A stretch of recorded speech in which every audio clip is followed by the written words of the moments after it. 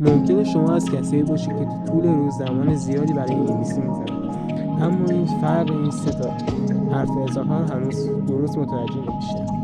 بریم که تو این ویدیو با هم اینا رو یادش بگیریم. درس اول، کجاها باید از آن استفاده کنیم؟ خب برای روزها و تاریخ‌های مشخص استفاده میشه، مثل on Monday، در دوشنبه مثلا on the 1st of August، اول آگست، یه تاریخ مشخصه on Christmas Day. برای خیابان‌ها، جزیره‌ها و وسایل حمل و نقل عمومی، مثلا I live on Main Street، من در خیابان اصلی زندگی میکنم. She is on the bus و مثال‌های دیگه. برای اشاره به چیزی که روی یک سطح هستش، The pen is on the desk، خودکار روی میزه. بریم سراغ کلمه این. برای ماه‌ها، سال‌ها و فصل‌ها استفاده میشه. In summer در تابستان، in 2025 در 2025، in May در ماه می،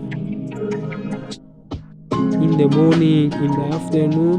اما یه استثنایی هست، برای night میگیم at the night، in the afternoon، in the morning. اما برای night میگیم at the night. زمانی که چیزی داخل یک فضای بسته هستش، مثل the money is in my wallet، که پول توی کیف پولمه، یک فضای بسته است. برای کشورها، شهرها، محلها، مثل این ایران، این جمله مثال بزنیم I live in تهران، در تهران زندگی میکنم.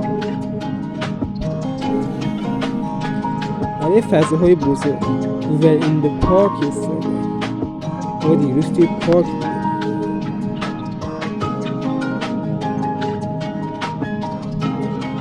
حالا کلمه at بریم مثال های اونم ببینیم. برای ساعت های دقیق، مثل at the 5 p.m، در ساعت 5 بعد از اون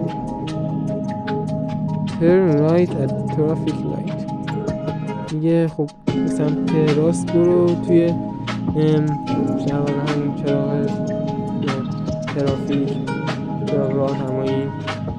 مثلا ات مایکروسافت یک نقطه خاصی هستش در شرکت مایکروسافت. یه تمرین هم بهتون دادم، هم کامنت بنویسیدش تا بهتر